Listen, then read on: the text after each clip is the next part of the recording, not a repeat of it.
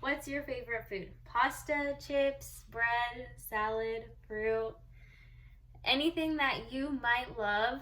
I've probably grown up eating some variation of it.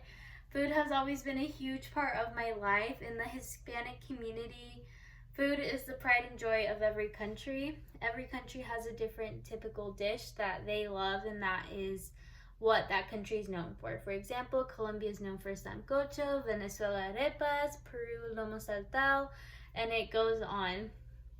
And I've learned to just love this about different countries and cultures, and I love food.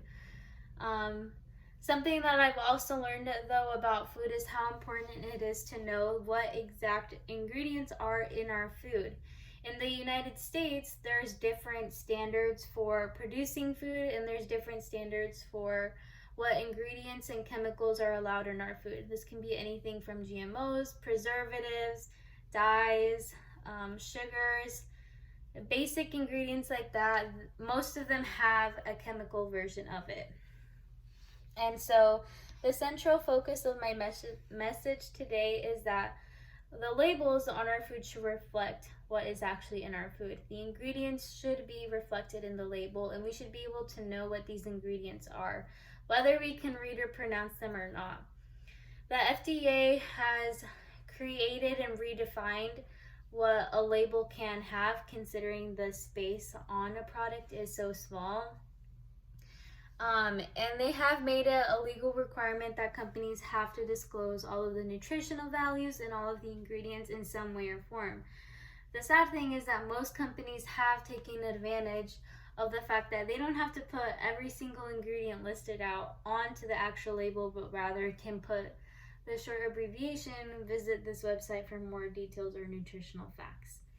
And so, in my message, I'm going to cover the requirements for food labels in the United States and what chemicals are in our food and not being disclosed to us.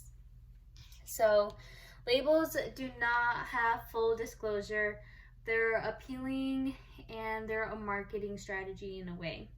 So, on the FDA's website, fda.gov, there are multiple links for industry and restaurant and producer label guidelines. And it's interesting that as you read these, they're like a manuscript of essentially what you can put on a label, what you can't, how you have to phrase it, and how you can't phrase it. And they're very exact wordings and they're very exact requirements. I had the chance to read it at an internship I did about a year ago when I interned for a company here in California.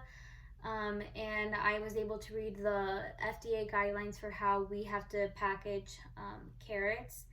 And it was interesting for me to come to a section where I read how the FDA had put that a company that's producing a product that has 5 calories or less can label that product as 0 calories, because by nutritional standards from the FDA, that 5 calories won't make a difference in your diet. It won't make a difference in the nutritional value you're either gaining or losing in your food. And so when I read that, I kind of thought, oh, that's so interesting. And then I thought about how many things I've bought with the label 0 calories. And I'm like, okay, it probably wasn't 0 calories. Everything we eat has a calorie. A calorie is how our body measures the energy it's taking in. And I was like, well, then how many calories was I eating? And it's not important. It's not like everything to know exactly how many calories you're eating. But to me, this is just this is more of a dilemma in my head, because I was like, okay, if the FDA is allowing companies to not disclose the exact number of calories in your food per serving, what else are they allowing companies to not disclose in the labels? And so that brings me to my second point, is that the United States should have more regulations on chemicals that are allowed to be in our food and that aren't well regulated. And many, in fact, of these chemicals, you'll find that they're not FDA approved, which makes us ask the question, then how do we know what we're eating is safe? We rely and trust on our leaders in the government to answer these questions for us and to set regulations for other companies and producers to produce food that is safe for us. The thing is that now a lot of things are being put into the market and being bought by consumers that just have the disclosure statement not approved by the FDA. It's basically you're trying this at your own risk.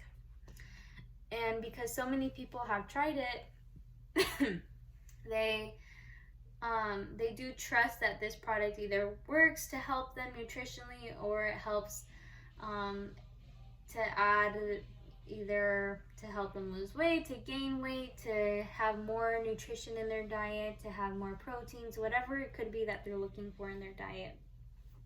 The problem with this is that they're not disclosing the risk of these products, and a lot of the times you have to do the research yourself to know what the risks were in the studies that they were done. One of the examples of this is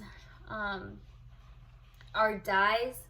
I looked up the dye, I think it was yellow and red dye 40, and one of the links that these dyes have been found to be in studies is that they're linked to ADHD and as well ADD.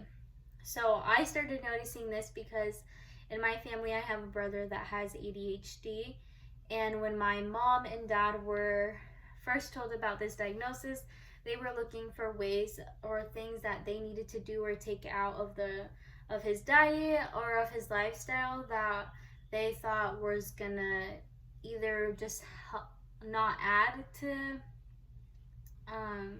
like helping him stay focused, and things that were kind of triggering him to be more hyperactive and to lose his focus easier.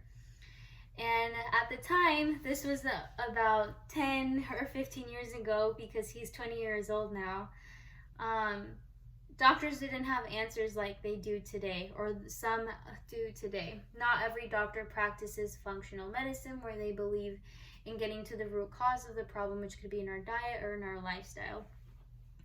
And so I saw significant changes in reading about these studies in other families of how removing this dye out of snacks. So some of the snacks that these dyes are in are like Gushers, fruit roll-ups, chips even, Gatorade, fruit punch, any juices like that.